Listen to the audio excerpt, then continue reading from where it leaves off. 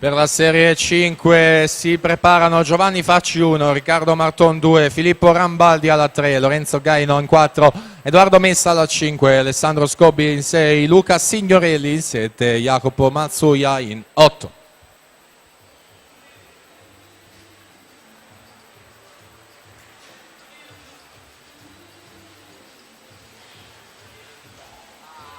(28:97), tempo con cui Alessandro Zanin vince questa serie numero 6.